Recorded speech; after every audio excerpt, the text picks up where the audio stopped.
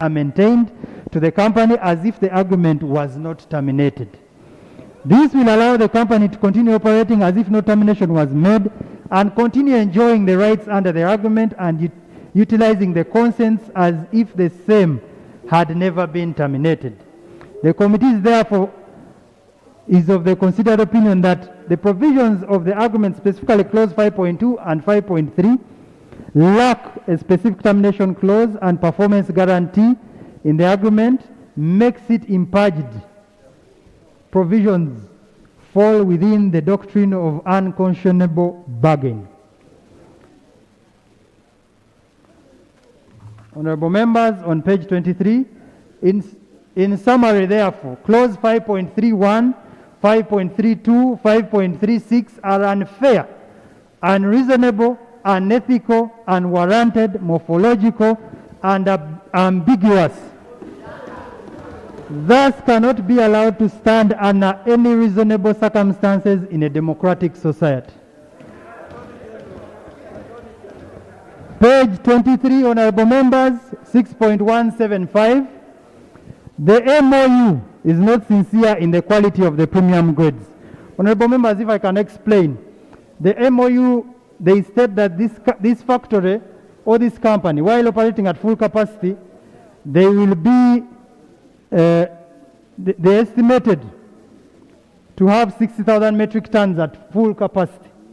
Now, when we're interacting with the farmers, the conversion of green soluble, like sugar cane and sugar, the conversion of green soluble beans to green coffee beans to soluble coffee is 3:1. Now, when you say you're going to operate at 60,000 metric tons, it is not clear in the contract. But if this is true, it means you need 180,000 metric tons of green coffee beans, because the conversion rate is 3:1. Honorable members, the committee was informed by Uganda Coffee Private Sector that the conversion rate of green coffee to soluble coffee is 3.1. This means that UVCCL requires about 180,000 metric tons of green coffee. The committee further observes that Uganda's average annual export for the past 5 years is about 5.2 million bags, which is equivalent to about 309,000 metric tons. This implies that UVCCL at full capacity will take 58.2%, which is equivalent to 180,000 tons to get the 60,000 of Uganda's coffee production. The committee notes that the stated reason for UVCCL's desire to ring fence is to ensure uninterrupted supply of high-quality soluble beans.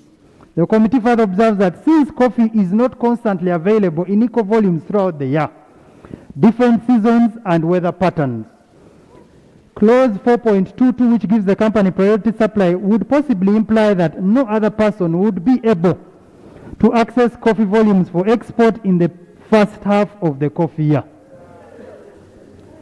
The committee also observes that the project description states production of instant spray-dried coffee. The committee was informed that in soluble coffee processing there are two methods. Honorable members, when you are processing soluble coffee, there is spray-dried method and freeze-dried method. Before I read, just hope you understand. Spray-dried method, they boil this coffee to degrees of 180 temperature. And in that process, they destroy the aroma, and this coffee cannot last more than between 4 and 8 months on the shelf. On the other hand, freeze-dry is a method. They all have different equipment, but freeze-dry method requires much more expensive equipment. Freeze-dry processes the coffee at minus 53 degrees, preserves the aroma, and this coffee can last between 2 to 20 years on the shelf. So, honorable members, the committee observes that the project description states that the production of instant spray-dried coffee, when you look at the agreement. In spray-drying, the coffee extract is sprayed into a stream of hot air at the top of the tall cylindrical tower. As the droplets fall, they dry, becoming fine powder by the time they reach the bottom. The powder may then be texturized into granules to facilitate dosage and dissolution. Spray drying, on the other hand, exhibits certain possibilities of losing some aromatic compounds. Due to high temperature operations, spray drying is the most commonly used and cheaper drying process, the shelf life of this coffee produced under spray drying is between 4 to 8 months maximum. And all the already existing factories in the country doing value addition are applying the method Vinci wants to apply. Freeze drying. Freeze drying is energy intensive and expensive due to application of low temperature and pressure. The coffee extract is frozen to about minus 40 degrees Celsius and cut into granules. The frozen granules are then dried at low temperature and under vacuum. The quality and aroma, the quality of the aroma and flavor are protected by very low temperatures and gentle drying condition. Freeze drying maintains the original flavor and has the best aroma recovery. This coffee processed under this method has a shelf life of between 2 and 20 years. And this is research you can even Google on your mobile phones. The committee observes that in clause 3.12 of the argument, UVCCL intends to apply spray drying method which produces low value and grade end products since it cannot preserve the aroma and flavor and has a shorter shelf life. Honorable members, the committee was informed that it does not make economic sense for UVCCL or any company to purchase coffee specifically screen 18 and above. Honorable members, when you look at the argument, they have also ring-fenced screen 18 and above. This is the most valuable coffee bean because it has a lot of aroma. These are very big beans. The committee was informed that it does not make economic sense for UVCL or any company to purchase coffee specifically screen 18 and above at premium price as indicated in clause 4.22 of the agreement and use a cheaper method of processing which not only downgrades the value but also causes the coffee to lose certain aromatic compounds due to the high temperature operation, thus making operational losses.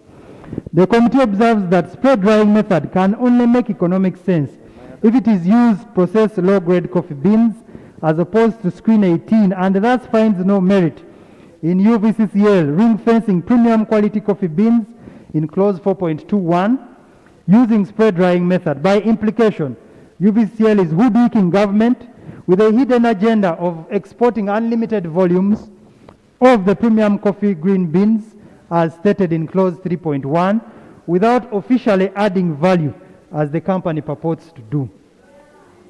Honorable members, this company is saying they are coming to Uganda to add value. But in the agreement, they have given themselves a provision to also export the green beans we are fighting. Now, it does not make economic sense. I'm just trying to help you understand, summarize. It does not make economic sense to ring fence the best quality, yet you cannot use this machinery to process it, otherwise you would be downgrading it. Which means they intended to export the best quality and process the low quality. The committee, in its considered opinion, does not think it makes scientific sense for an investor to buy at premium price, screen 18 and above, and use the cheapest and least preferred method in making instant soluble coffee.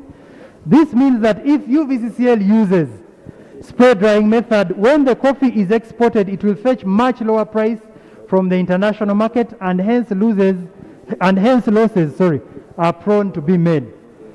Honorable Member, on page 25, we are now accessing the capacity of UVCCL to deliver on the project. The committee observes that whereas UVCCL had indicated prior to executing the project implementation agreement in 2015 that it had the capacity to deliver on the project and had been granted all the necessary factors for it to start constructing the factory. The committee was informed whereas government has spent colossal sums of money to grade, fence, backfill the land allocated to UVCCL at a tune of 7 billion and had relocated the power lines over the proposed factory site, UVCCL had not commenced nor undertaken any activity envisaged in the agreement. Those are the pictures we took of the site. The only thing on that land is an askari's house made of iron sheets. So you can look and see, we took an aerial view of the land so that you can know there's nothing happening. The committee observed that UVCCL could not prove its capacity to deliver on the project and withheld vital information from the committee relating to the feasibility study. We were interested in the feasibility study because we were aware so many feasibility studies have failed. It had alleged, the committee relating to the feasibility study, it had allegedly undertaken as well as architectural and engineering designs of the plant to enable the committee access its readiness to deliver on the project as had been agreed upon in the agreement. UVCCL did not adduce any evidence or information to show that it had participated in the coffee value chain. People were asking if it had experience. Coffee value chain in Uganda or elsewhere, thereby casting doubt on the ability of UVCCL to deliver on the project. Honorable members, on page 27, the committee observes that in 3.2 of the agreement that it was understood by both parties that the company had undertaken feasibility studies and market survey. However, during the committee's interaction with the Minister of Finance, Planning and Economic Development, Honorable Minister Kasaij, who is in this case the party representing government of Uganda, confessed to have never seen a copy or content of the feasibility study and market survey, yet they signed an agreement that purported to have knowledge of the said documents. Pursuant of Rule 208 of our Rules of Procedure, the committee further made an effort to secure a copy of the said feasibility study and market survey from the Vinci Coffee Company Secretary, who deliberately failed to avail the documents to the committee, and up to date is still on bond, and the feasibility study has failed to appear. It is therefore a considered opinion of the committee that a feasibility study and market survey of UVCCL do not exist. The committee was informed that UVCCL did not pay for the land allocated to it by Uganda Investment Authority, and UIA, Uganda Investment Authority, had instead waived payment of the premium of $80,000 per acre, equivalent $2 million by UVCCL. The committee was further informed that UVCCL had sought and obtained authorization from UIA to mortgage the land that had been allocated to it to finance its activities on 3rd August 2018. So we gave them land equivalent to 25 acres in our industrial park, and they requested for permission to mortgage that land to get money to set up the factory. In that letter, and the attachments are here. At the time of this project, the committee had no way of establishing where the land had not been already mortgaged, because both parties failed to provide the committee with the land title. The committee observes that whereas Mrs. Enrica Penetti requested for mortgage approval on 30th August 2018 and was granted approval on 3rd September 2018, this approval was irregular because it should have been done by the board of UIA, but unfortunately, the evidence submitted, and we have the evidence here as well, by UIA indicates that the approval was done using 3 emails between Ramadan Bukoma and Aja Basil. These emails were exchanged at 2 a.m. on a Saturday in the night. And what we are saying, the normal procedure would have been to go to a board and get official approval. But the approval was done using 3 emails, and we have the content of those emails with us. The committee was guided by Uganda Coffee Development Authority that the cost required to construct and operate a 60,000-ton coffee processing factory to undertake the activities as those envisaged by UVCCL was about $440 million.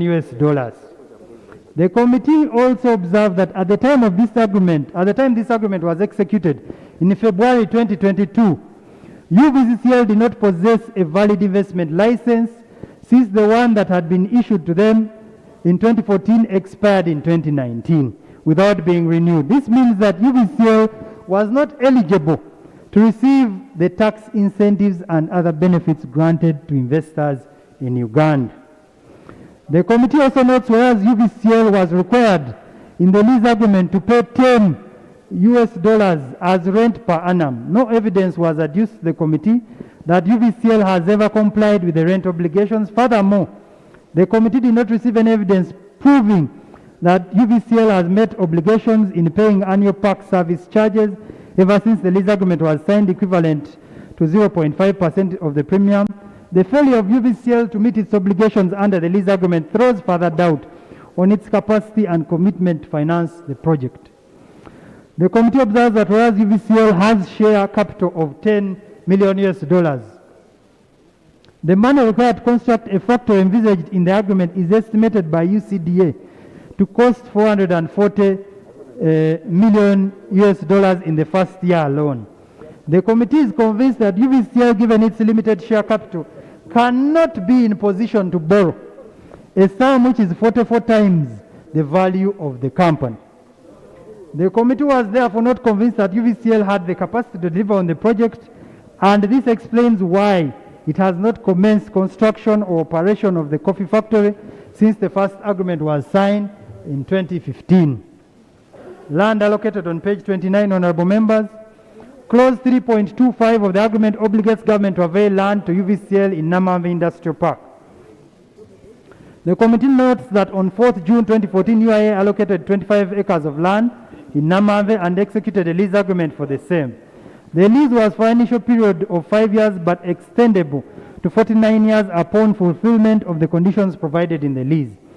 The lease had also provided that it will only be extended for the full 49 years upon satisfaction of the Uganda Investment Authority that there is establishment on the demised land developments which are ready for occupancy. According to a letter dated 3rd August 2018 addressed to the then PSST, Mahakanzi, UVCL requested for an extension of the lease to the full 49 years, citing that the land allocated to it was swampy and required a lot of works. At the bottom of page 29, honorable members, I'm trying to be fast. Following a letter, a new lease was executed on 31st August 2018 between UIA and UVCL for 49 years. The lease agreement also waived payment of $80,000 per acre, totaling to $2 million for 25 acres that was payable for the leasehold. The lease also required that it will only be extended for the full 49 years upon satisfaction of the Uganda Investment Authority that there is established on the demised land developments which are ready for occupancy.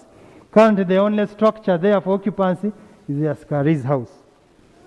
The committee was informed that since UVCL was granted a lease, it has not undertaken any activity on the land. The committee was also further informed that all the activities carried out on the land were carried out by government. The committee observes that UVCL was not eligible to benefit from the 49-year lease extension since it had not complied with the building covenants under the initial lease agreement. This means that the lease was irregularly extended. The committee further observes that UVCL has not, even after the extension of the full 49 years, done any construction works on the site to date.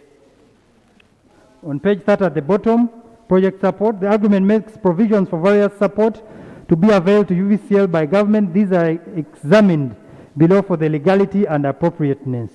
Tax support, honorable members, you remember in the agreement, if you have read it, several taxes. Support was given to this company, import duties, excise duty, corporation tax. For the interest of time, I will not read them. I will go straight to the observations. The committee interacted with the Minister of Finance, this is page 32, Finance, Attorney General and Solicitor General, who opined that all the tax incentives granted to UVCL are provided for under the various tax laws and are therefore lawful. The committee has examined the project support prescribed in the agreement in light of the views received on the matter and is of the considered opinion that some of the provisions in the agreement conflict with the provisions of the Constitution of the Republic of Uganda 1995, the Income Tax Act Cap 340, the Value Added Tax Act Cap 349, the Excise Duty Act 2014, the Stamp Duty Act, the National Social Security Fund Act Cap 222, the National Coffee Act 2021, the Local Government Act Cap 249, and the Public Finance Management Act 2015. Article 2 of the Constitution declares the Constitution to be the supreme law of the Republic of Uganda and provides that the Constitution as having binding force in Uganda. On the other hand, Article 79 of the Constitution relates to the functions of Parliament and directs that Parliament shall have the power to make laws on any matter for the peace, order, development, and good governance of Uganda. Honorable members, clause 2 of Article 79 specifically bars any person or body other than Parliament to have the power to make provisions having the force of law in Uganda except under the authority conferred by an act of Parliament. Honorable members, for the interest of time, let me go to the observations. The committee observes that the exemptions granted under clause 4.11 to 4.13 have the effect of shielding UVCL from paying taxes prescribed by Parliament while exercising functions under Article 79 and 152 of the Constitution. This act of shielding the application of various tax laws on the activity of UVCL has the effect of fettering the discretion of Parliament to impose taxes as well as overriding the statutory requirements of paying taxes by individuals and entities as Parliament has prescribed by law. It should be noted that whereas the Constitution recognizes that Parliament may allow a person or authority to vary tax it has imposed under Article 152(2) of the Constitution, this power can only be exercised by a person upon whom Parliament specifically granted such power under the specific tax law.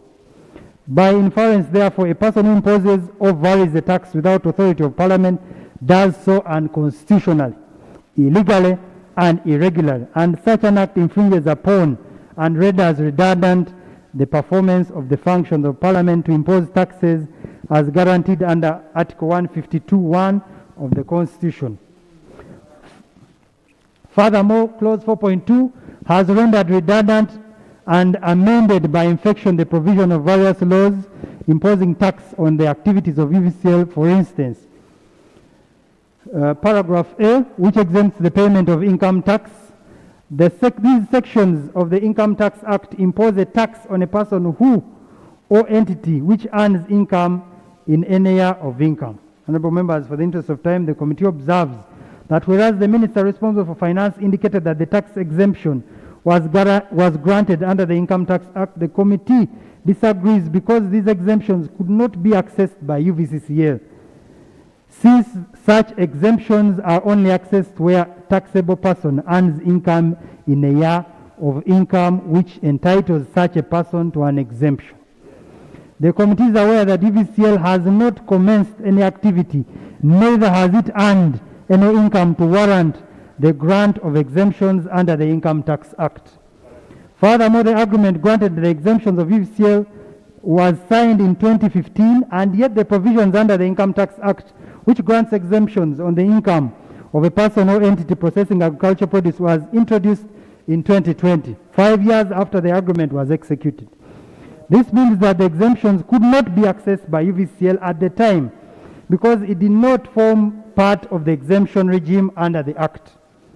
More so, Section 21AF of the Income Tax Act, which the AG pointed out as the basis, the Attorney General, as the basis for granting the exemptions to UVCL, does not apply to UVCCL, since the provision requires the recipient of the exemption to possess and have invested capital of $10 million US, and UVCL has not yet invested the requisite funds. In this regard, therefore, honorable members, the committee finds that the grant of the tax waiver to UVCL under the Income Tax Act was irregular and illegal, since the provisions of the law under which the waiver was granted did not apply to UVCL at the time of grant. Honorable members, the committee observes that whereas government is empowered to meet tax obligations under Section 40A of the Tax Procedures Code, the section impunged by the minister does not apply that the circumstance of Section 40A, which is produced below, honorable members, you can read. You can, for the interest of time, I will not read all those. The provision bars, this provision bars on page 37, bars the entering into commitments by votes without authorization of Parliament. The provisions read together with Section 40A would require government to only meet commitments which have been approved by Parliament. Since the commitments in the agreement between Uganda and UVCL were not approved by Parliament, then the government cannot and should not meet those commitments. Secondly, the committee observes that the matter in issue was not about who was supposed to meet the tax obligation of UVCL, but relates to the legality of the award of the tax exemptions. The committee notes that the minister responsible fell short of responding to the committee's quest in understanding how this tax was waived and the authority under which it was waived. The committee further notes that the VAT Act does not grant any person, not even a minister, the right to waive a tax. In that regard, therefore, the minister acted irregularly and illegally in granting the VAT exemptions to UVCCL. Honorable members, for the interest of time, page 39.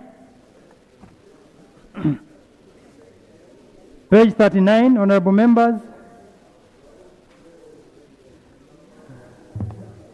The committee is concerned that 4.13, specifically the exemptions of payment of social security contributions, local service tax, work permit fees and charges not only contravene provisions of the above laws and Article 79 and 152 of the Constitution, it also amounts to amending that the provisions of the above laws by agreement. We are saying they are now using an agreement to amend the laws. A matter that courts have found in various decisions to be irregular, illegal, and of no legal effect. The committee is further concerned that the amendment will also remove a safety net for employees of the project provided under the NSSF Act. Since the agreement does not provide who shall meet their contributions, the provisions will also deny the relevant local government income arising from the local service tax. The committee, for the reasons advanced in paragraph 2 above, rejects the opinion of the minister to waiver on the waiver granted to UVCL over the payment of social security contributions, local service tax, and work permit fees, since the matter does not relate to the payment of the tax. The committee is of a considered view that the minister was not granted by the relevant laws the right to waive any of the provisions above law and in the manner prescribed in the agreement. The committee observes the limitations and determination of various tax obligations by agreement has been litigated upon in a number of cases, including the case of KM Enterprise and others versus URA. Honorable members, you can read that case for the interest of time. Page 41. The committee further observes, by inference, therefore, clause 4.1 and 4.13 of the agreement cannot settle tax liability between government and UVCL, even if it purports to do so. These provisions are therefore illegal and lawful and of no legal consequences. Since the imposition, collection, and payment of tax is a statutory matter and not a matter of agreement or conjecture. Furthermore, the committee observes that clause 4.14 of the agreement also infringes on the exercise of the functions of Parliament in Article 79 and Article 152 of the Constitution. The committee observes that 4.1 obligates government to stabilize tax attaching to the company and further required that any new taxes introduced by government which affect the economic benefits of the company shall be notified to the government, which shall take steps to amend the agreement to resolve the economic benefits, including reimbursement of the company, the costs that may be incurred by the company as a result of change in law. The committee finds that clause 4.14 has the effect of barring Parliament from exercising its mandate in Article 79 and 152 to impose taxes on UVCL where Parliament does so. Such taxes do not apply to UVCL and the tax obligations are to be met by government. Honorable members, page 42.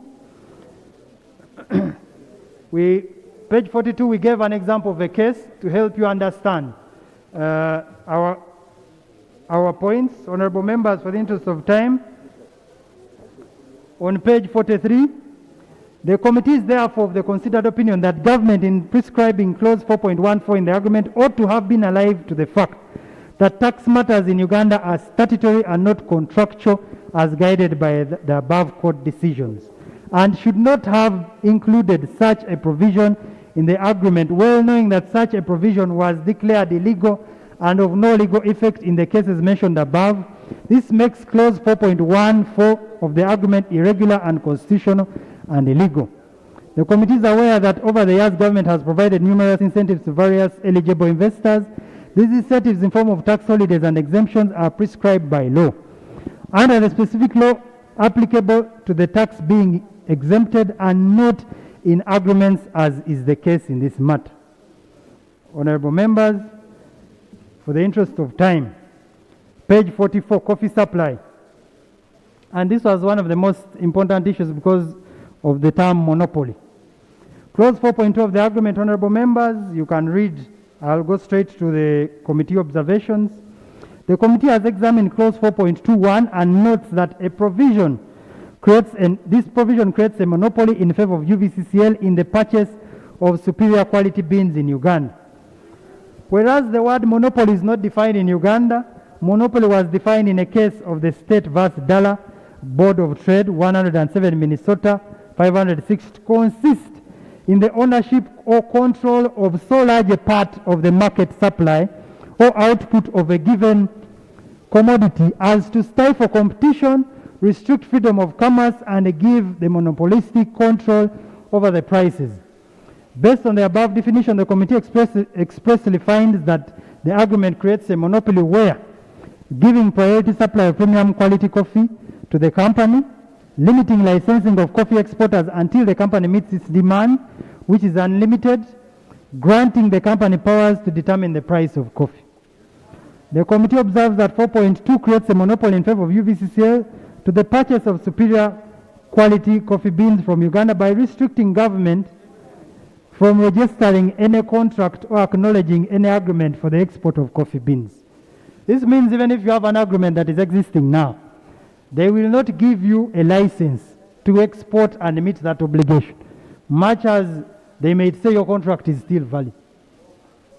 The committee observes that clause 4.2 creates a monopoly in favor of UVCL to the purchase of superior quality beans of Uganda by restricting government from registering any contract or acknowledging any agreement for the export of coffee.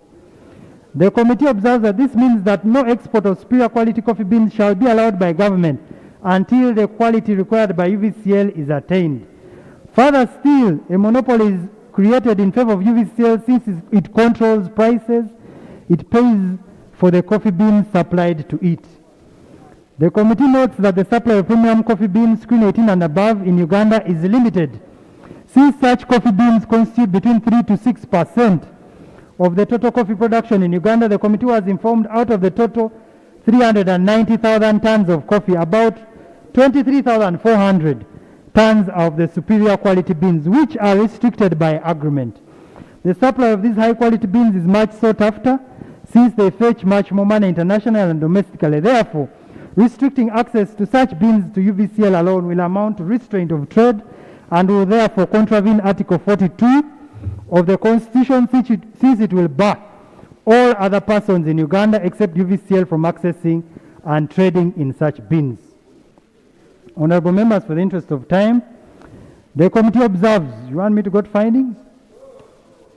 The committee observes that this matter has been litigated upon in the case of Speedag Uganda Limited and 3 others. Honorable members, you can read that. The committee was informed that the livelihoods of farmers and all persons engaged in coffee value chain are likely to be affected by the agreement, owing to the fact that the coffee requirements of the agreement represent approximately 15% of the total coffee production and 100% of the coffee beans. The committee was informed that allocating 100% of premium quality coffee produced in the country will mean that other players will not be able to access that category of coffee. This is the screen 18 and above, thereby affecting the economic activities and livelihoods of various persons participating in the coffee value chain. The committee is concerned that the current exporters of the coffee beans who have long-term agreements with various international organizations are likely to be affected by the agreement, since they will not be able to access premium coffee to be supplied in fulfillment of their contractual obligations. This will adversely affect the returns from coffee and expose the players to untold suffering, losses for which government will not be able to atone for in damages. The committee finds this matter disturbing and a threat to the economic and social well-being of the people of Uganda. The committee also observes that a monopoly is a threat to the already existing 47 licensed processors of coffee, with possibilities of causing unemployment, loss of tax, and in the worst case scenario, shutdown of operations. Honorable members, the creation of a monopoly under clause 4.2 infringes on the East Africa Competition Act 2006, where in section 5.1 of the ESC competition prohibits anti-competitive concerted practices, and more so if such practices have or are intended to have anti-competitive effect in the relevant market, as is the case in the present scenario. Honourable members, for the interest of time, page 48. The committee observes that Article 8A of the Constitution was infringed upon by the agreement when the execution of the agreement was concluded without the input of coffee farmers, who are the owners of the coffee beans which are being granted to UVCL under the agreement. The committee interacted with coffee farmers through their cooperatives, who affirmed that they were not consulted by the minister prior to execution of this agreement. The committee was also informed by UCDA that it was also not consulted during the formulation of the agreement. The Minister of Finance and the AG also confirmed that they had not consulted the coffee farmers since there was no legal obligation to consult them. The committee observes that the non-consultation of coffee farmers, who number about 12 million, was contrary to Article 8A, which now entrenches the democratic principle of consultations in our Constitution. Furthermore, Article 26 of the Constitution was infringed upon when government not owning any coffee beans entered into an agreement committing and pledging the coffee beans owned by farmers without their consent. The committee observes that unlike minerals and other natural resources that are held in trust for the people by the government, coffee is owned exclusively by the farmers. This means that a farmer has the right to determine how and to who he or she sells his or her coffee to. The agreement therefore interferes with the exclusive rights granted to farmers over their coffee by Article 26 of the Constitution by pledging the coffee to a single entity without consent of the farmers. The farmers' proprietary rights have been affected by the agreement irreversibly. Honourable members, for the interest of time, page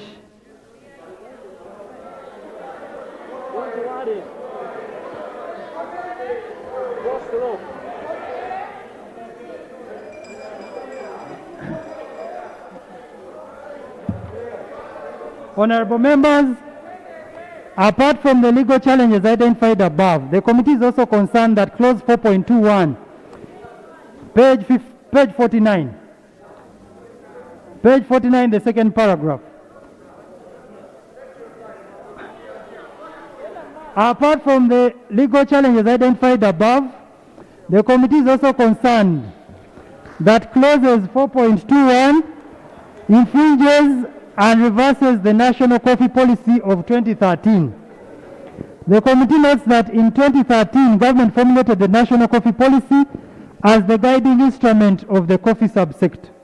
The aim of this policy is to lay a strong foundation for the long-term competitiveness that is socially, environmentally, and economically sustainable, and also ensure that Uganda coffee flourishes throughout the world.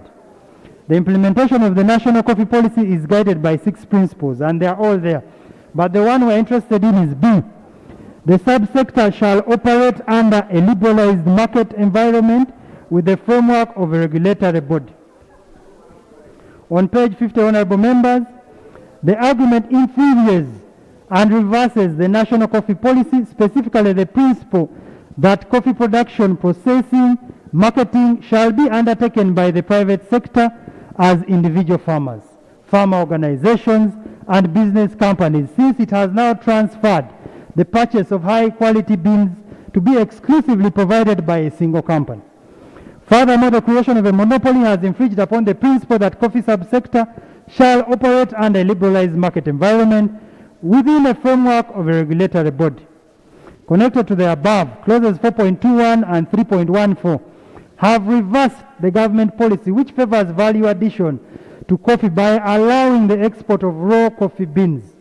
The committee notes that the third National Development Plan focuses on agro-industrialization and value addition, and the government has taken deliberate strategy to add value to coffee, therefore allowing UVCL to export raw coffee beans as stated and provided for in the agreement is a policy reversal in light of the fact that government should be looking at establishing more soluble coffee plants to supplement the plant to be established by UVCL rather than allowing UVCL to export raw coffee beans.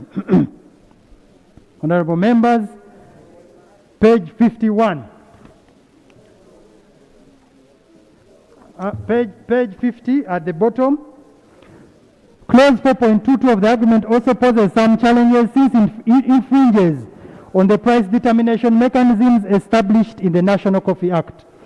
Clause 4.22 not only allows UVCL to determine the price of coffee beans, but also allows UVCCL to pay a price which is lower or between the price approved by a relevant authority for a particular consignment or the prevailing international price for each grade of coffee. This provision will not only exploit farmers by being paid a lower price than the one they can obtain from selling their coffee beans elsewhere, but also contravene specific provisions of Section 5G of the National Coffee Act, which provides as one of the functions of UCDA, page 51, the obligation is to prescribe quality control standards for the sale and marketing of coffee, issue indicative prices at which the coffee may be traded, and protect coffee farmers. When various stakeholders have been explaining this agreement, they have been telling you that this company cannot determine the price. And they quote UCDA to be the one to help us determine the price. But when you look at the Act, UCDA can only give indicative prices. This is like the way a newspaper can publish the dollar rate internationally, but you find different forex bureaus with different rates. Therefore, UCDA does not have the mandate to set the price.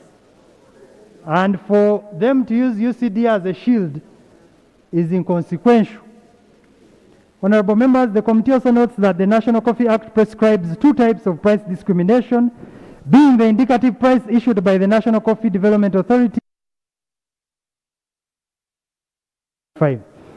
The committee observes that allowing UVCL to determine the price for coffee beans not only contravenes the above sections of the National Coffee Act, but also amends by infection the price determination mechanisms prescribed by law.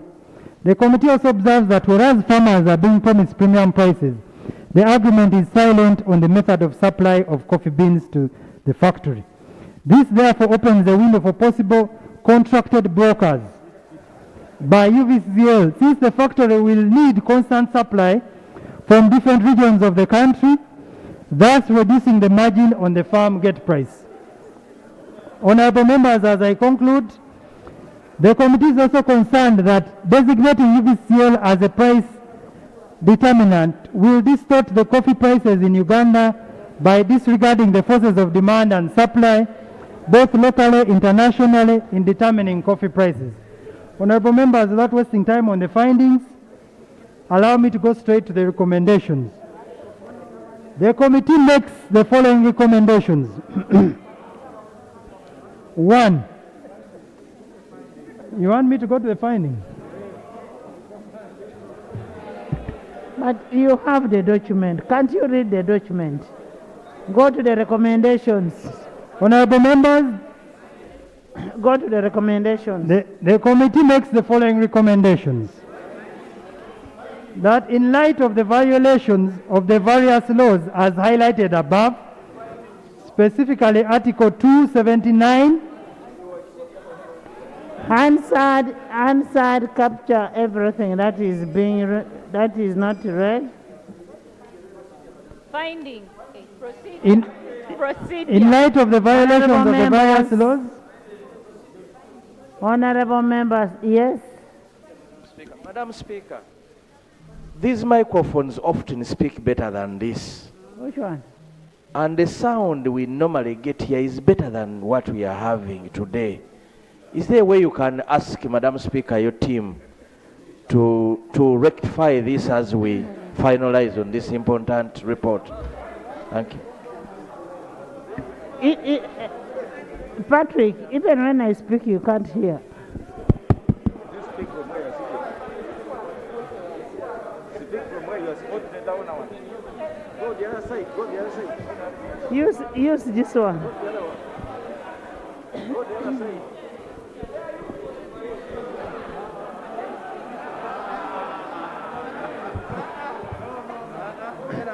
Recommendations, honorable members.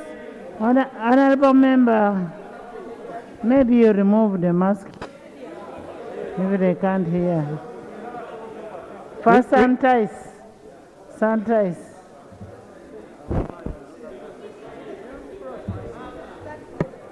Honorable members, the committee makes the following recommendations. That in light of the violations of the various laws as highlighted above, the problem with the finding specifically, he can summarize it. He can summarize the findings. You see now this one is not mentioned anywhere. And this one, and it is short. It is only here.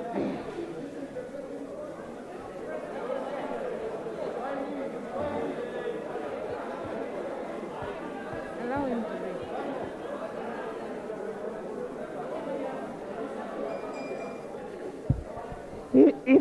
If I could ask, so why are you standing? Why are you standing?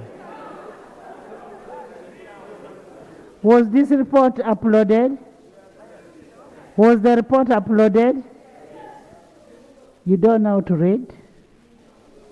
You just want to. Don't be lazy in reading. Don't be lazy in reading.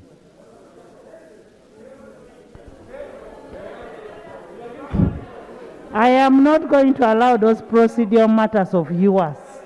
Let the chairman continue. Honorable members, page 54, recommendations. The committee makes the following recommendations.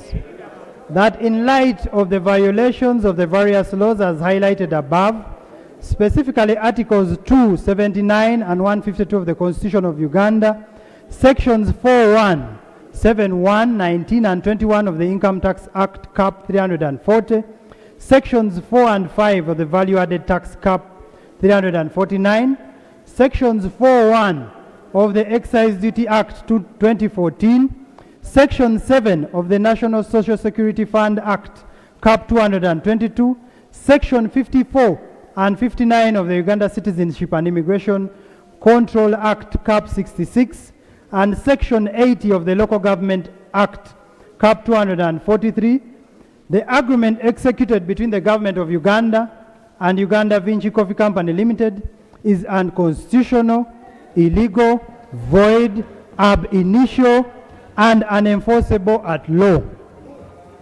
The government is directed to terminate this agreement and report to Parliament within 6 months from the date of adoption of this report. Upon termination, government should regularize its relationship with Uganda Vinci Coffee Company Limited through proper due diligence, due process, and proper stakeholder consultation before further business can proceed, thus initiating fresh negotiations.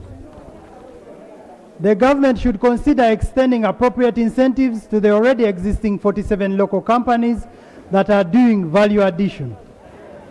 Government should fast-track capitalization of UDC to enable the corporation to invest in soluble coffee plants. There is urgent need for a competition law to promote vigorous competition and prevent anti-competitive business practices. Lastly, the officials who committed government to such illegalities should be penalized as a deterrent mechanism to stop similar occurrences in the future. Honorable Speaker and honorable members, I beg to submit. However, right Honorable Speaker, before I take leave, allow me to clarify on a matter that was in the media concerning the committee meeting the President of the Republic of Uganda, His Excellency Yoweri Kaguta Museveni. Right Honorable Speaker and honorable members, you are aware that some observations, findings and recommendations of our report leaked in both print and social media, which is consumed by everyone, including we the members of Parliament and the President. The President therefore invited the committee and we sought guidance from the leadership of Parliament, who authorized us to go and meet the President as a key stakeholder, since coffee is a major strategic resource of the country. The President was of the considered opinion of the following. The President, Right Honorable Speaker, if you allow me to inform the House, the President agreed with most of the issues raised by the committee, but however, emphasized that the biggest problem has been exportation of raw materials for the past 100 years as opposed to value addition.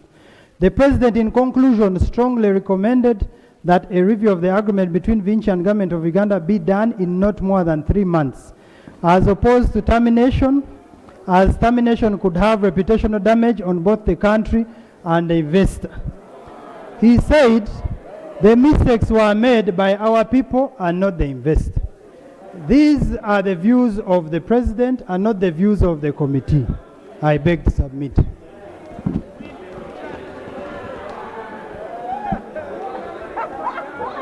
Honorable members,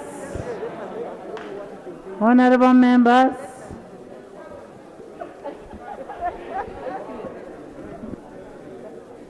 honorable members, by the time, I want you to understand this. I want you to understand this.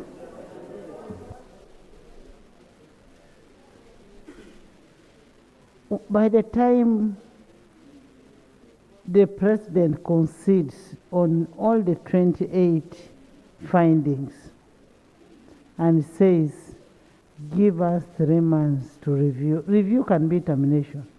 When you review and find that there is nothing that is not workable, that can lead into termination. I want you to understand this kind of thing. It's not just because one would have opted not to accept. But the fact that you accepted, Cecilia, can I hear from you? By the time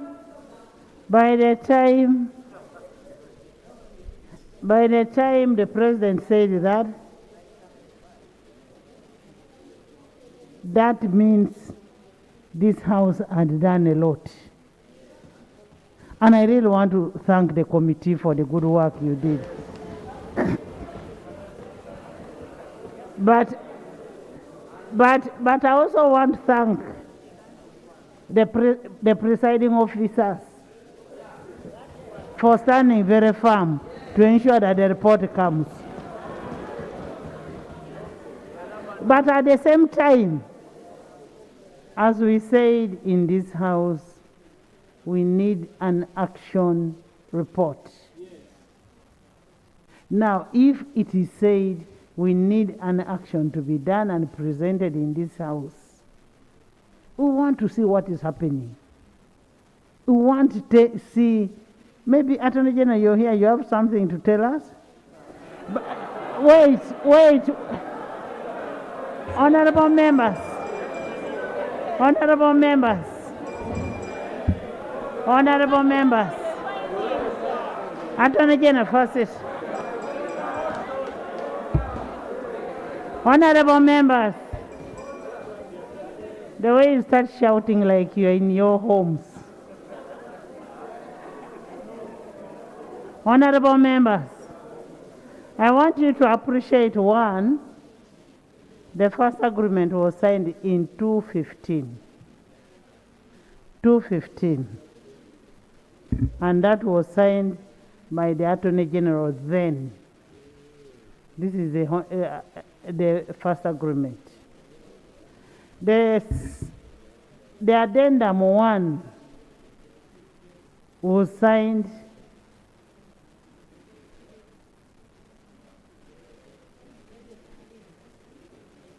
The addendum 1 was signed in 2017.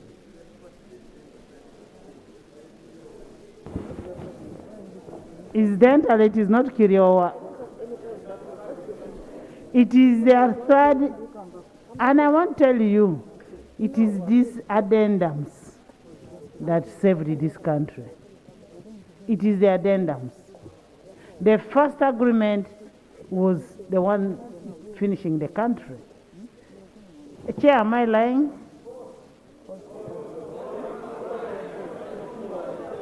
Now, can I hear from Dr. Bedi?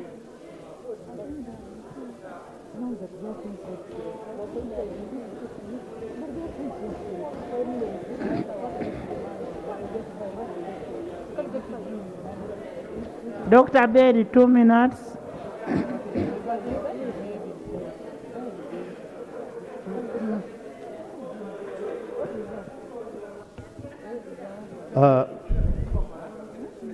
Thank you, Right Honorable Speaker. Right Honorable Speaker, as a petitioner, I want to ask right away that... Can we give you a mask?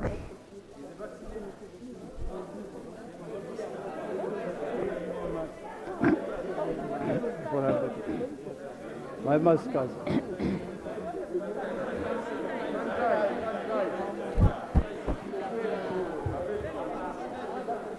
Right Honorable Speaker, I want to appreciate you for giving me an opportunity as the Chief Petitioner. I also want to appreciate you as a presiding officer for standing on the side of the people of Uganda. This Parliament, the 11th Parliament, the Committee of Trade, we will go in the history of this nation. That when the people of Uganda wanted our support, we did not stand only, but we ran. I want to appreciate the most able chairperson. Thank you and your committee for the work well done. Right Honorable Speaker, coffee is a heritage for the people of Uganda, and it is God-given. Coffee is a strategic commodity. It has been at the center of our economy before independence. The contribution of coffee to the economy of Uganda is undisputable. What we don't understand, Right Honorable Speaker, is how the government of Uganda can decide to surrender our heritage to people other than Ugandans. We don't understand that. What we don't understand, Right Honorable Speaker, how a government can go ahead and commit our coffee without our consultation. Coffee in Uganda is not a property of government. It is a property for the farmers, for the traders, for the processors. The least the government would have done, if they wanted to enter an agreement, they should have consulted the stakeholders who own the coffee. Right Honorable Speaker, all of us understand the need for a soluble factory for Uganda. Nobody should educate us on that. We understand it. I grew up in coffee. I was taken to school by coffee. What we don't understand, the majority of us here, why is it that if we want to invest in this soluble coffee factory, the first people to think about, they are those other than the Ugandan people? We know, Right Honorable Speaker, that we people. Chairman BC, you're next. We know, Right Honorable Speaker, that we have a number of Ugandans, companies, that are involved in processing coffee. They have done whatever they could in their means. The best government should do is to come out and support our people so that they will put up the soluble coffee factory as Ugandan people. Right, Honorable Speaker, what the people of Uganda don't understand, how a government can sign an agreement that seeks to downgrade our coffee. You get the best quality coffee, which is screen 18 and above, and you want to produce instant coffee of low grade. We don't understand that. We don't understand how a government that stands for the people of Uganda can give an individual company to determine the coffee price in this country. We don't understand that. The people of Uganda,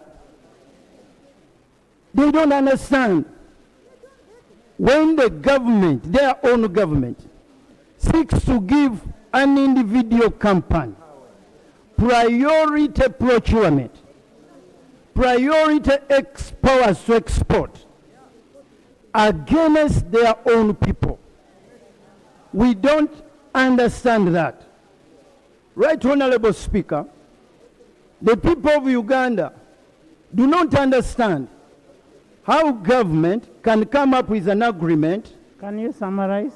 On coffee clause. They include a clause in this agreement that gives access to this company, bank instruments. The two are not the same. Right, Honorable Speaker, as I conclude,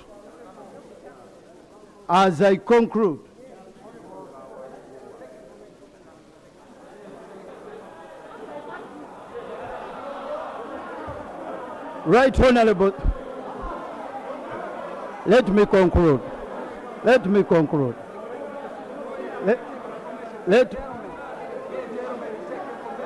Abed, can you conclude? Right, Honorable Speaker.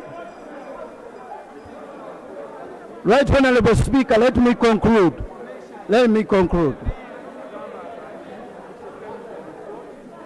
Right, Honorable Speaker, this agreement is satanic.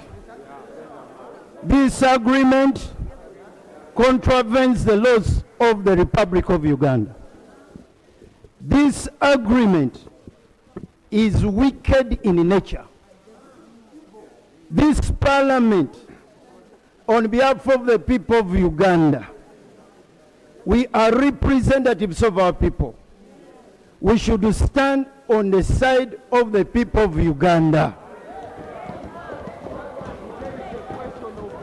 And I want to pray, Right Honorable Speaker, that this report, this wonderful report, be adopted fully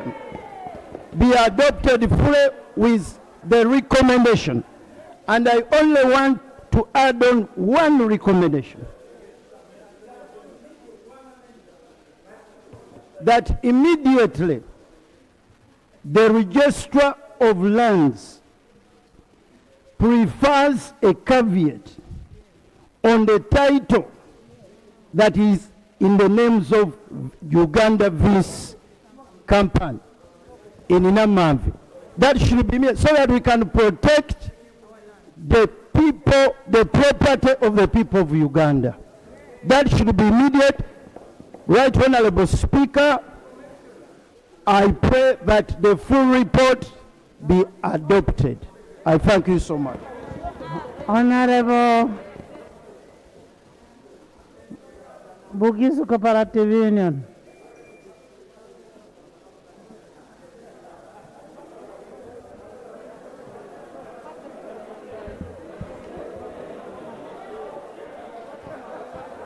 Thank you very much.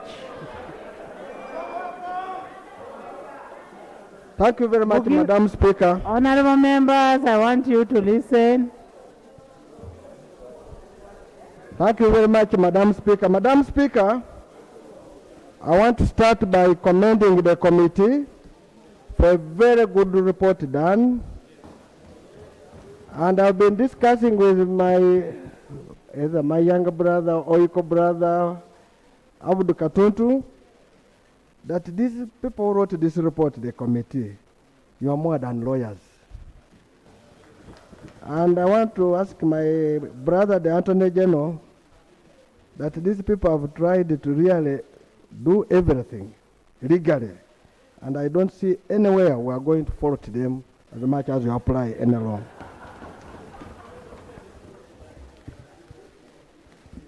Madam Speaker, the only thing which the committee left out in the recommendation is when they discovered that the lease which had been given for 5 years had expired. There is no way they would, the issuing office, I think Uganda Investment had a way to cure that defective lease. Basically what they would have done is to cancel it. So, Madam Speaker, at an appropriate time, this will be dealt with by cancelling that lease, because even the extension is illegal. And Madam Speaker, I came here to talk to the Attorney General. As I told you yesterday, this Attorney General is an intelligent man. I advised him to keep in his lane, because I don't want him to spoil his good knowledge he has and his intelligence. But I have seen him being reported on, and under Article 119, there is no agreement in this country of whichever nature can go out without the Attorney General making his input, either drafting or praising it. So, Attorney General, you still have time to help us to understand what was the role you played as far as this addendum was concerned. Madam Speaker, I come from Bugisu, the producers of Arabic coffee, and they produce 70% of Arabic coffee. I've been consulting my vice chairman. Tomorrow, we're going to deliver here 600 packets of roasted coffee to confirm that if we empower locals, they have capacity to do what we're going to do. And the coffee is the leading foreign exchange earner for this country. And if you make a mistake to give it to somebody who is not a Ugandan, in short, you have sent your forex outside of Uganda to that country in Italy. And Madam Speaker, if you look at the shareholding, there are shareholders, 4 of them, each of them having 10 shares. And there is one which is called Hawker is it like a Walker Limited, having 960 shares. And when you go to the shareholders, the all 4 are there shared as the directors, rather, the directors. But there is a one called the Penit, who is not anywhere as a shareholder, but is even a managing what? Director. And in his, I'm not so sure if he knows how the tree of coffee looks like. And if he knows, if he are given a license in 2014 to come and make a factory, where the government of Uganda has invested to clear for you the land over 7 billion shillings, and up to now, you have put nothing, then you don't know what coffee is. And how do you come here and tell us you have capacity to bring a factory of $440 million to change the livelihood of the people of Uganda? So, Madam Speaker, I want to ask government that such agreements are very dangerous for the people of Uganda. Coffee touches the livelihood of the people of Uganda, touches the economy of Uganda, and I think it's the only thing we are mending with. because the fish is more or less gone. Cotton is about to get finished. Land is also. So, Madam Speaker, although you know the agreement, you know the law you passed, but I want to state the second traded commodity in the world after oil is coffee. The politics of oil is on the table, but the politics of oil is on the table, while the politics of coffee is under the table. I want to ask these people of Uganda now that we bring the politics of coffee on top of the table, because that's the only way we can help ourselves to leave poverty. Madam Speaker, how can you come here and say you are exempt from income tax? Under what law? The only person who can exempt you is the Parliament of Uganda. So where did somebody get authority to become Parliament? In short, what they were saying, they were signing this agreement, they would come here and tell you appropriate money to pay for the taxes of those people where they never paid. Where did the Minister of Finance? Chairman, maybe for just information, all the taxes were exempted. That's what I'm saying, Madam Speaker. Madam Speaker, I was giving pairs, but all the taxes, the only person who is entitled to exempt or waive is Parliament.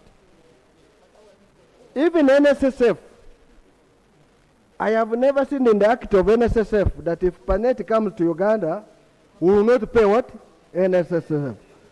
Everybody must pay. What it meant is that the people of Uganda were going to pay that NSSF by coming to Parliament, appropriate money, and remit it to what? NSSF. All this, you see, it is a cost to the people of Uganda. I am stating here that not only the coffee growers were going to be affected, even you taxpayers were going indirectly to be affected because your money was going to be passed over to Penet. In fact, we gave her land for free. All Ugandans who have got land in Namave have paid for it. She never paid a premium of 2 million. I'm sorry to mention her because she's her. We have paid.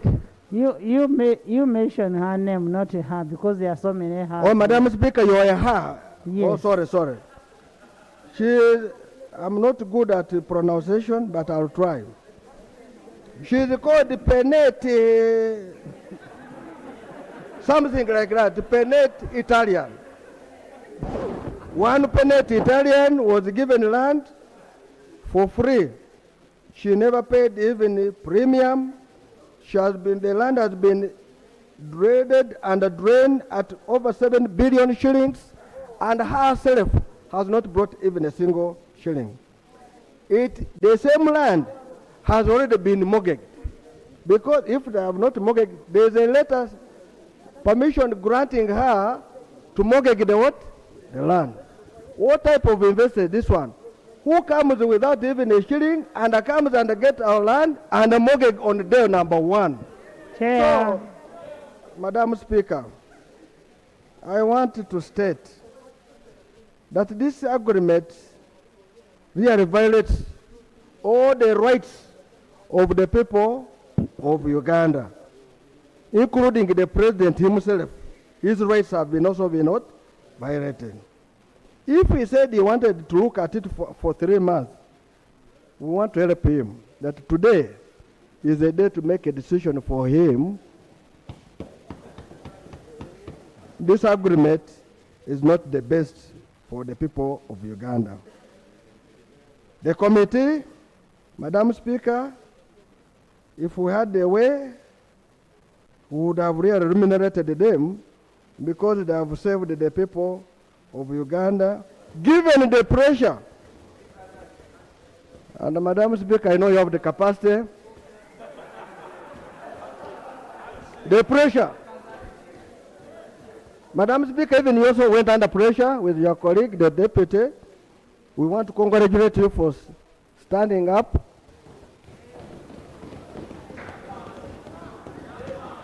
And I want to state that I liked the statement of saying that the presiding officers are not needed. And I want also to say that the people of Uganda, you should learn to vote people who are not what? Needed. Because if this committee was needed, we would have had a problem by now.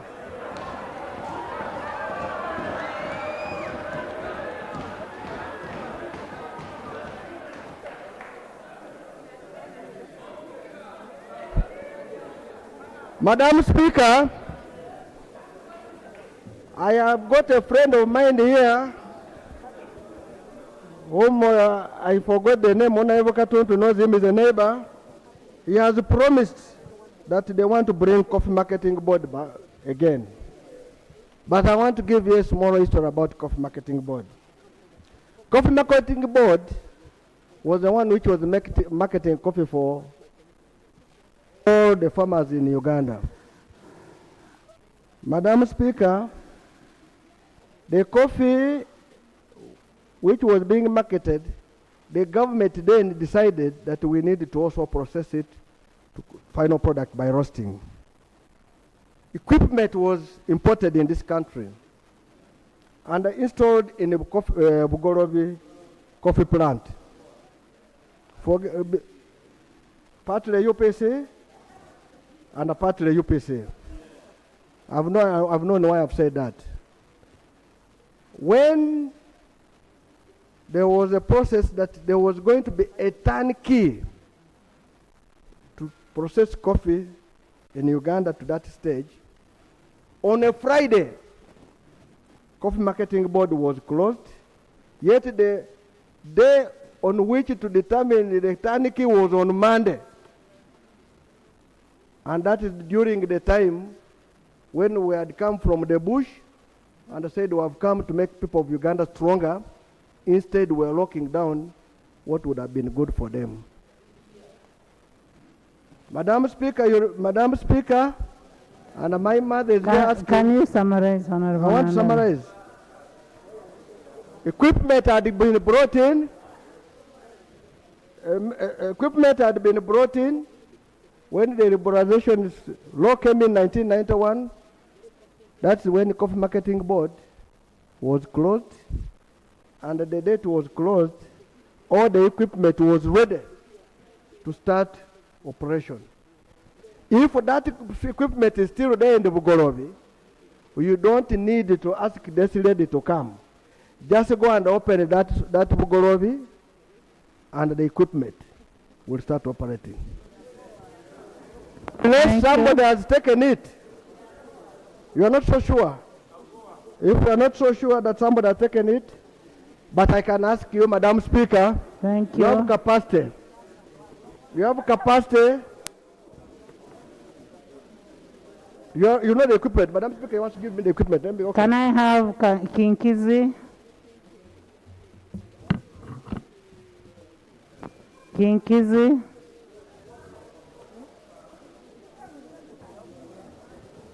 Madam Speaker,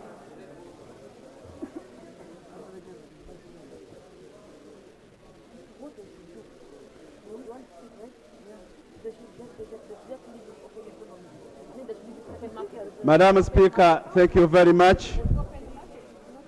And I want also to join the colleagues to thank you very much for standing with the people of Uganda. Madam Speaker, Honorable Nandala has said it all. But surely, at this time, at this moment in time, we need to praise people who deserve praises. And Madam Speaker, I want to thank the committee for ably presenting a very, very, very good report that is representative of the facts. Madam Speaker, people should know that in 2018, this Parliament sent a committee of budget to go and see what is happening in Amave in relation to this company. And Madam Speaker, that's when we highlighted the issue of mortgaging of this lady, mortgaging land to get money. So we meaning that this company came here to get a small resource, then start trading from it, and then as they advance to get money to make ends meet. This is just a gimmick to hoodwink the Ugandans in the name of coffee processing and business. Madam Speaker, someone who can say Kaberuka does not do coffee. Madam Speaker, I'm a coffee grower. And my fees was paid from coffee. Okay. I was, Madam Speaker, imagining today in newspapers and social media, stories are running, police guarding my friend Besje's home. I want to bring my point. Listen, he is protesting against the rising prices of commodities. Now, prices, government has said the prices are a result of international factors, including war in Ukraine, Madam Speaker. But Madam Speaker, the coffee vandalization is another war that all of us are going to protest against, including the police that is going to catch us, because the police was paid for by the money from coffee. Madam Speaker, I want also to believe that even Attorney General, where I come from, but now he has amassed resources, if he was representing the people, he was a member of Parliament, probably would have felt the way I'm feeling. Madam Speaker, we need now, because Madam Speaker, me and you and others have constituencies. The Attorney General constituency is the appointing authority. And Madam Speaker, it is at this time where we need also to look at when we are approving people, we need to keep them on their lane. If you mess up, we get rid of you. Because Attorney General is supposed to advise government. If you misadvise, what is your relevance in this country? Madam Speaker, when you look at these ministers, I'm sorry to say, I have seen addendum number 1, which was signed in 2015. Addendum number 2 was signed in 2017. It was signed by who? Signed by Keith Mwakanizi and Matia Kaseja. And the other one was Keith Mwakanizi with Penetti. And now this one with Attorney General, because the other one, Attorney General didn't sign. This one now, Attorney General said that this one is really very good. Madam Speaker, I want to say, we need to do something, and I want to thank the committee for the recommendation. But Madam Speaker, the 6 months given, they are too much. In that period, something can happen. No, they are not giving them 6 months. In their recommendation, they are 3. So we need even to give them 1 month. 1 month, because this is our resource. Madam Speaker, we are not talking about gold. We are not talking about oil. We are not talking about whatever. We are talking about what we produce using our hands. You cannot determine what I do at my home. Okay. And then you put a curtail. Madam Speaker, my people from Chinchizi West Kanungu district have sent me here and thank you, first of all, for ably standing with Ugandans. And they are all over watching. Those ones in the West corner, they are watching this Parliament today to see how we determine the issue of coffee in relation to Ugandans. Madam Speaker, thank you very much. But also, we need to have Kaseja here. We need to have Attorney General and tell us what is his role. Speaker, thank you very much. Kibedi, Mitiana, if you're from Bugisu, just sit down. Actually, the whole East has been represented. Kibedi.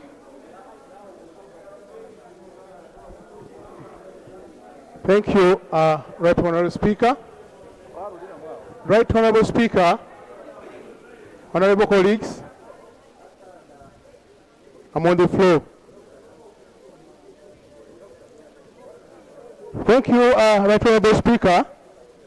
Right Honorable Speaker, honorable colleagues, I have seen a list of shareholders, but in that list there is a shareholder called Hack with 60%. Hawker with 60%. 96%, Honorable Speaker, honorable colleagues. But we don't know that person. Who is he, the person we are giving our coffee? Honorable Speaker, Hawker. Who is Hawker? I'm saying that, Honorable Speaker, where does Uganda Environment Authority get permission to give investors land and allow it to be mortgaged?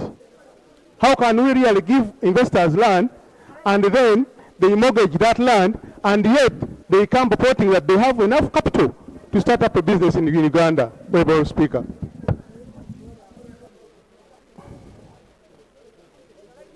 Honorable Speaker, the person you're talking about, Madame Vici, she does not appear. Honorable members, let's not repeat. She does not appear as a shareholder, but we are seeing her as a managing director. So I wonder where does she get all those powers to be a managing director and yet she's not a shareholder? Right Honorable Speaker, the person we're talking about was given roads. Where has she reached with the roads which was given to her? Thank you. Kisoro.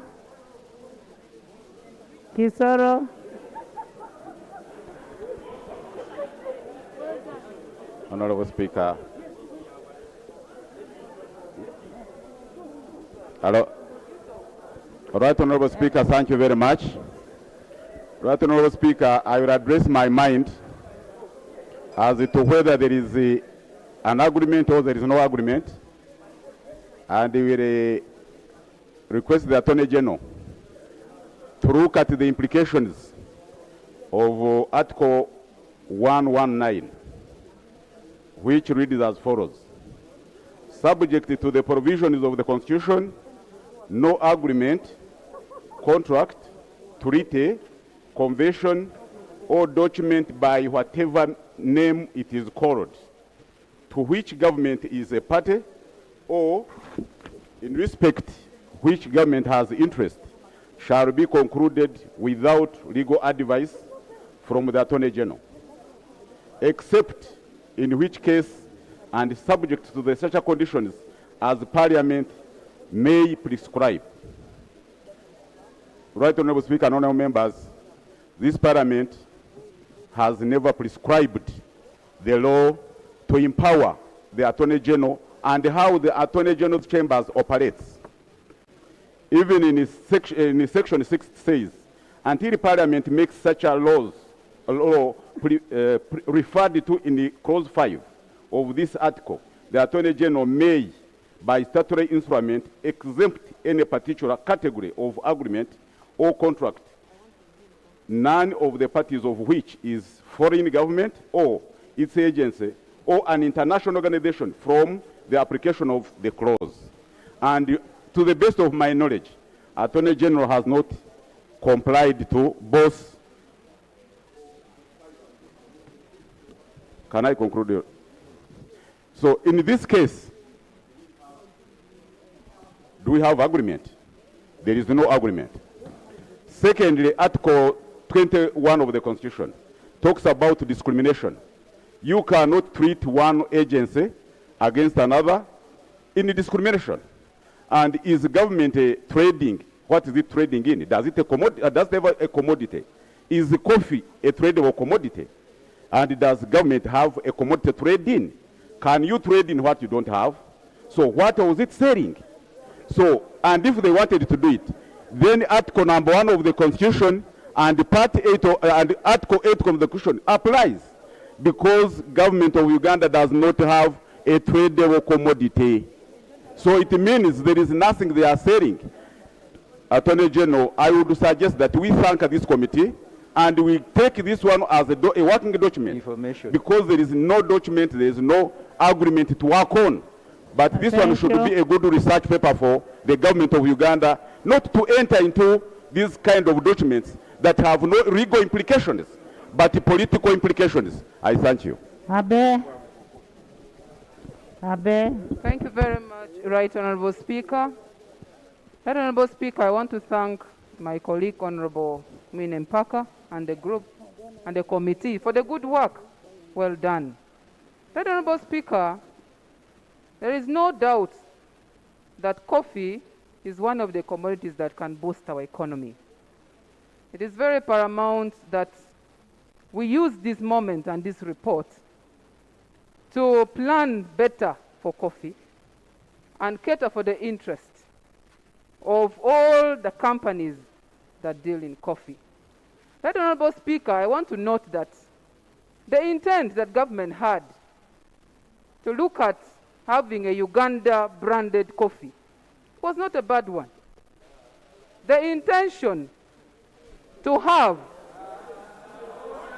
exportation. Honourable Speaker, I need your protection. Right Honourable Speaker, I need your protection. As I conclude, it is also paramount.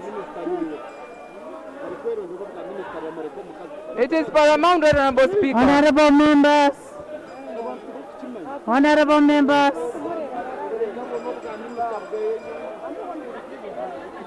Right Honourable Speaker, your protection, please. Thank you very much, Right Honourable Speaker, for the protection. Honourable members. Honourable members. Honourable members. You continue the same. I'll put a question. Learn to have respect for each other. Even if she's supporting what government did, learn to have respect. You people, honourable members, if you want to make that kind of noise, National Theatre is very, very near here. National Theatre is very near. I am going, honourable members, I think that's why I need to have you trained. Decorum. Have respect. Are you done? No, Right Honourable Speaker, I was rudely disrupted, and I would like to conclude and say, Right Honourable Speaker, I really want to plead that we take the 3 months to have a review. But while having the review, we need to put into consideration the consultation made by all the stakeholders and have all interests catered for. But all in all of us are speaking the same language. Right Honourable Speaker, I even move that we adopt the report. I thank you. Honourable Chivumbi.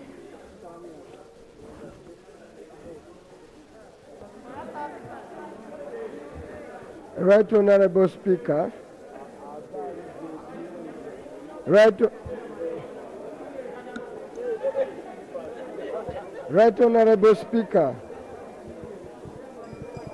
Right Honourable Speaker, let me take this opportunity in a special way, not only to thank let me take this opportunity in a special way, not only to thank the Committee of Trade, but Right Honorable Speaker,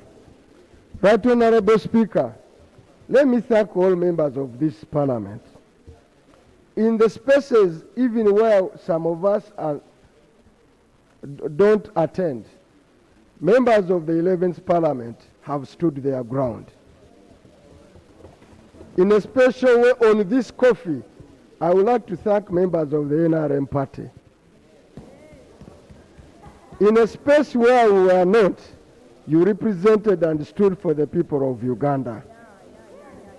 And you brought this coffee to this point.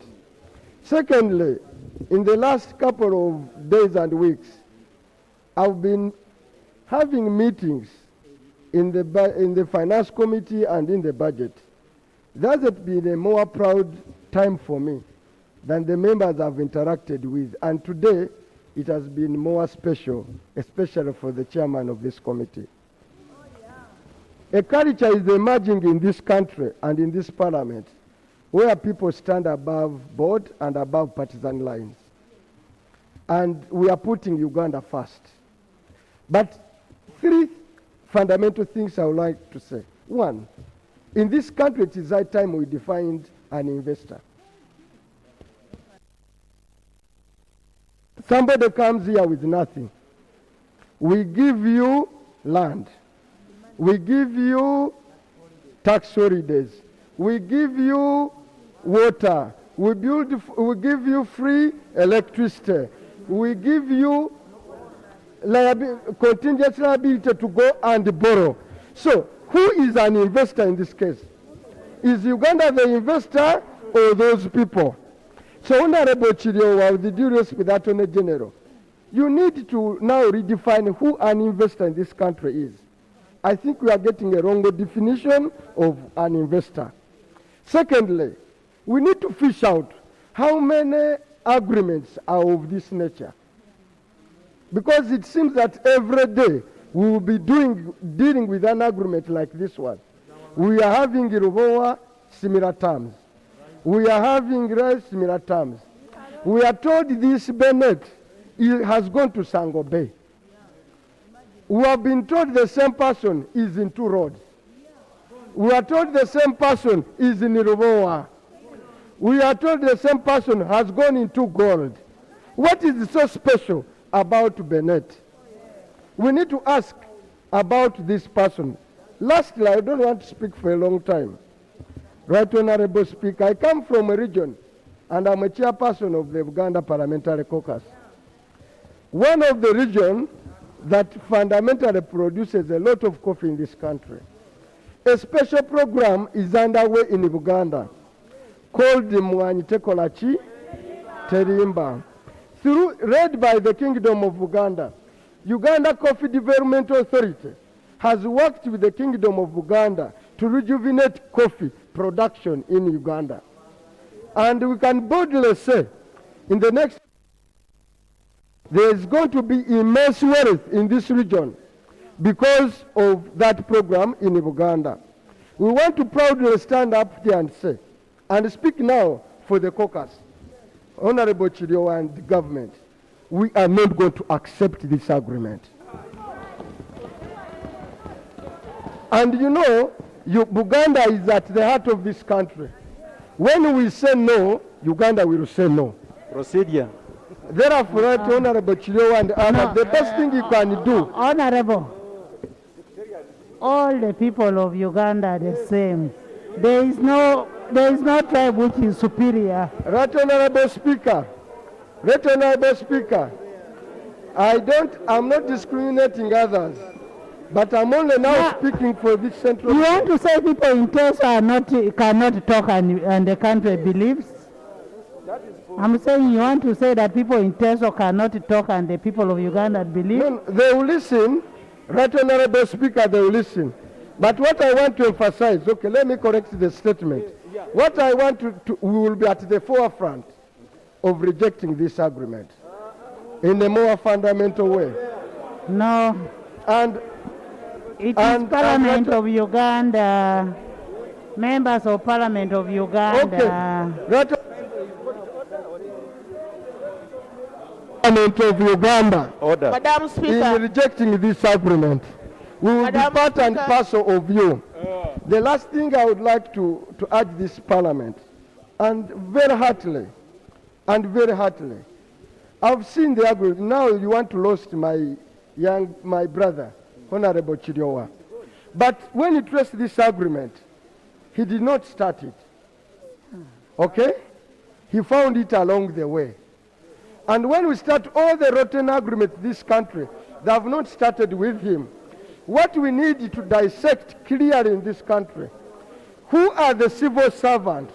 Honorable members, those offices? honorable members, some order in the House. Honorable Katuntu, I want you to stand up and read for me Rule 88 and Rule 89. No, I need order in the House. When somebody is speaking, give somebody respect. Thank you, Right Honourable Speaker. Rule 88, order in the House. The Speaker or the Chairperson, after having called the attention of the House or the committee to the conduct of a member who persists in irrelevance or tedious repetitions either of his or her judgment or of the arguments made by other members in the debate, may direct the member to discontinue his or her speech. And that's 88. Two, the Speaker or Chairperson shall order any member whose conduct is grossly disorderly to withdraw immediately from the House or committee for the remainder of that day's sitting, and the clerk or the sergeant at arms shall act on such orders as he or she may receive from the Speaker or Chairperson to ensure compliance with this rule. And Rule 89, Right Honourable Speaker, colleagues, is about naming and suspension of members. If the person you can leave it there. Members, I want you to learn one thing. We act according to our rules. If a member is making a presentation, why do you disorganize? Wait for your time. Wait for your time. Don't imagine a person seated here does not have powers. I am just reminding you that I have the powers. I will suspend you out of the House. Chivumbi, finish. Right Honorable Speaker, the point I was trying to make, that it seems it doesn't matter who is in the office, but there has been a culture within the civil servants that are not doing a good job. Let's trace this to the technical people who advise our front bench. Because beyond the Attorney General, there is a whole chamber. Did they do the job? So do we need to retool the entire human resource in this country? Because fundamentally, we are seeing one agreement after another, wrong, both in law and in fact. And the country is making a loss. Lastly, the last point I want to make is this thing of exemption. We have spoken over and over it. It is high time in this country that a comprehensive review on exemptions, and I want to urge Parliament in this budget, we put a fund for government to come here with a comprehensive review of all exemptions so that for once we can pronounce ourselves. With that, Honorable Speaker, I beg to move. Thank you, Leader of Opposition. Leader of Opposition. Right Honorable Speaker, before of come. 1 minute. Leader of Opposition.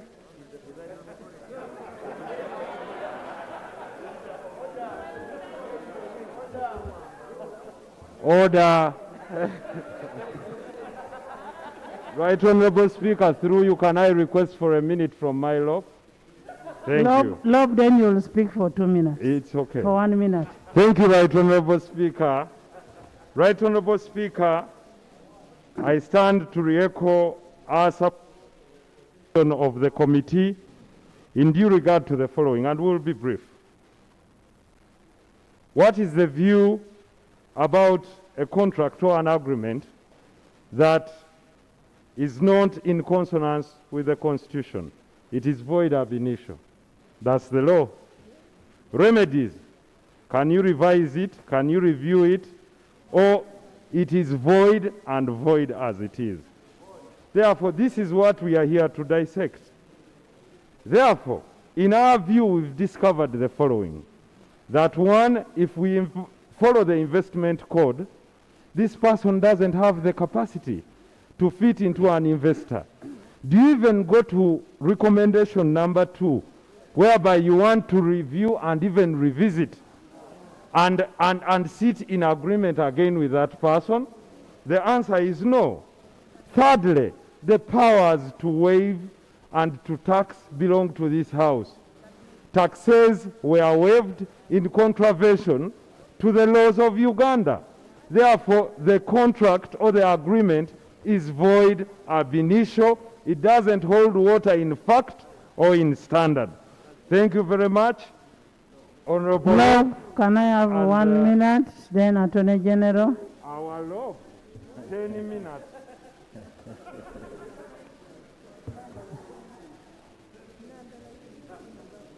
Right Honourable Speaker. You see. I thank you. I'll begin with the niceties of the day. The chairperson and his team for an immaculate job. We thank you and congratulate you. Right Honourable Speaker, the second issue from me is again for our own housekeeping. I did ask the Right Honourable Deputy Speaker on the floor of the House whether he had allowed the members to go and meet the President. And unfortunately, the Right Honourable Deputy Speaker did not offer that clarity you have offered. And I cancelled then, and I still want to cancel, that if we want to protect the integrity of this House, Right Honourable Speaker, nobody should go and meet no one without the tacit and the direct approval of the Right Honourable Speaker of the House. So that the Speaker is in charge of the business and the conduct of business in this House. 3, and related, Right Honourable Speaker, the President should be well advised that it is his right to interact with any committee of Parliament, conduct any business. And therefore, he should be advised that if he wishes to participate in that business, he should request the Speaker to be one of the witnesses wishing to give evidence to the House. So that the President does not put us in an awkward situation. But which kind of characters do you have? How do you put your law on procedure? For heaven's sake. Lob, can you finish? No, you cannot put a lob on a procedure. Right Honourable Speaker, the point I was making is that the President has a right to interact with the committees of Parliament, to give evidence, to give views. In the past, Right Honourable Speaker, this government used to have a Prime Minister in the past, and it was the job of the Prime Minister in the past to close that gap. There's a Prime Minister here. No, I was speaking in jest, Right Honourable Speaker. Okay. Advising the Prime Minister to pick up their duties. If there is business in the House to which the President has interest, the Prime Minister has an obligation to advise the President of the business in the House to register his interest. Because what you're trying to protect are the committees of Parliament to work without undue interference. especially after they have done their work. Thank you. Then second, Right Honourable Speaker, the committee is observing very well that the agreement for the attendant violations of the laws of the land, including the stream of the land, is void ab initio. I am afraid in the conclusions they're talking about regularization. Once you have declared an undertaking illegal, regularization never arises.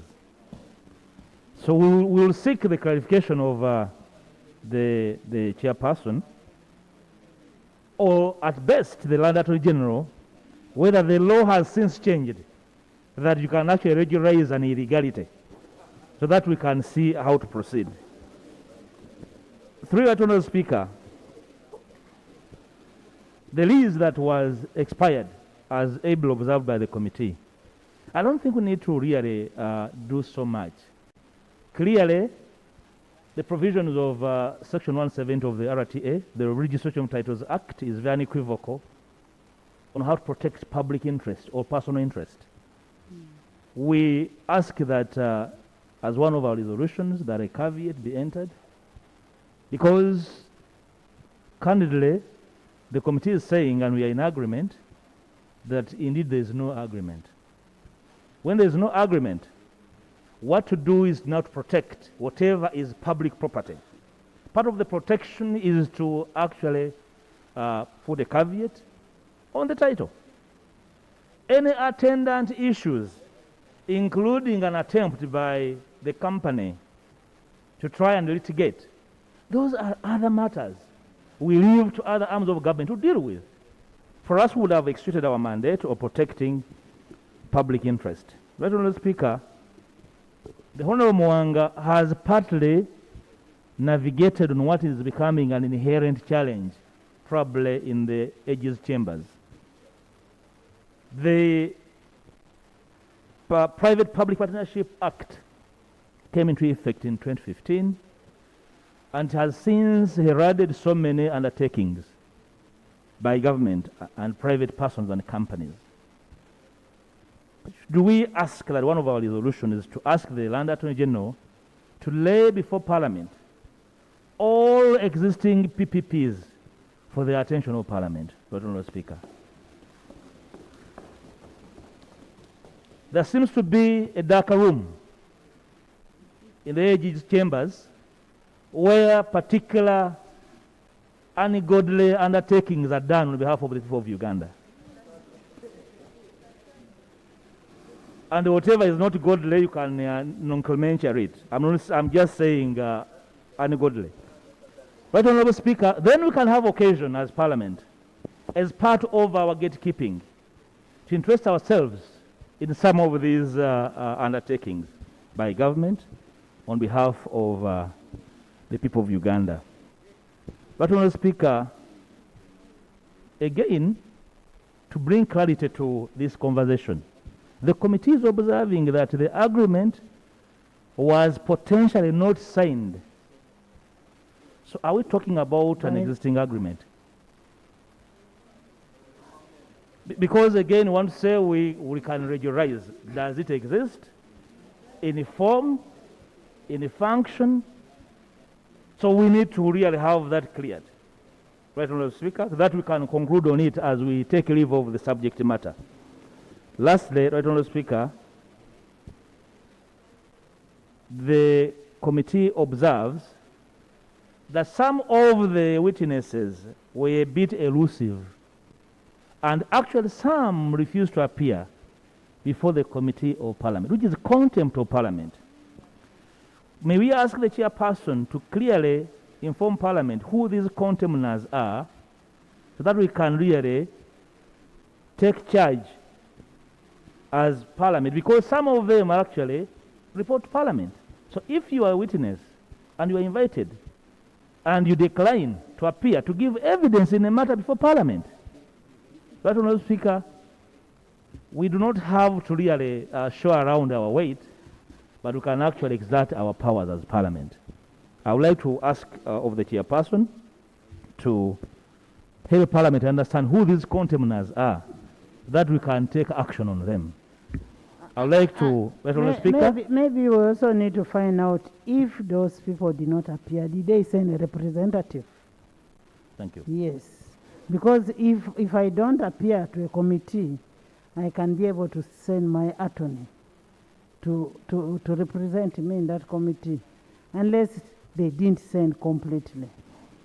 Madam Speaker, finally, I would like to appreciate Dr. Wanika and the petitioners.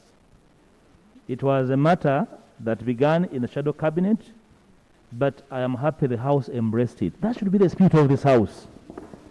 Because eventually when we enter this building, we become the representation of the aspirations, of the desires, and the frustrations and the dreams of the people of Uganda. And therefore, we must discard all partisan banter and legislate for posterity. I thank you, and I would like to ask of this House to adopt this report with these amendments we are debating right on the Speaker.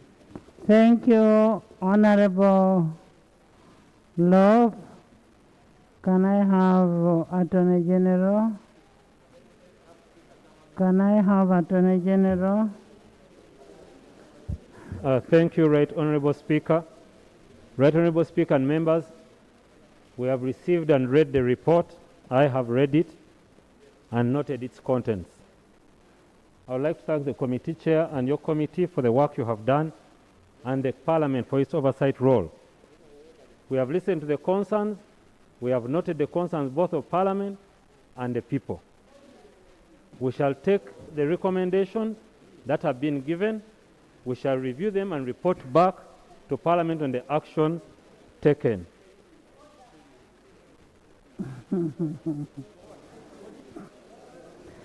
Can you continue? We shall report back to Parliament as required on the action taken in respect to these reports. To answer your question, Law, the law has not changed. If it is null and void, it's null and void.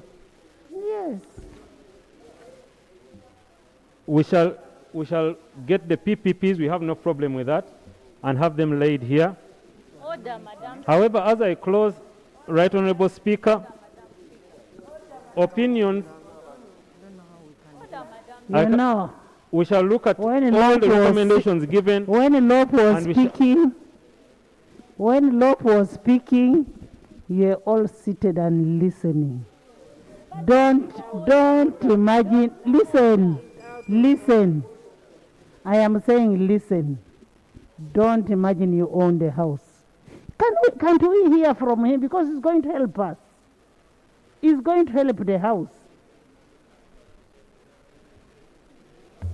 So, Right Honorable Speaker, like I said, the law has not changed. If it is found to be null and void, it's null and void, and we shall treat it in accordance with the law.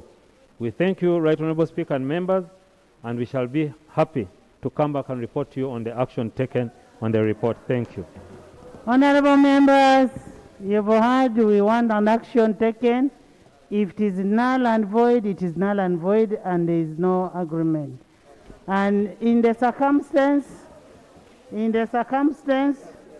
I now put a question that the report of the Sector Committee on Tourism, Trade, Industry, on investigation of alleged fair terms of the MOU between Government of Uganda and Vinci Coffee Company Limited be adopted with its amendment and addendum. Those in favor say at the contrary. The ayes have it. No. The House adjourned to tomorrow at 10.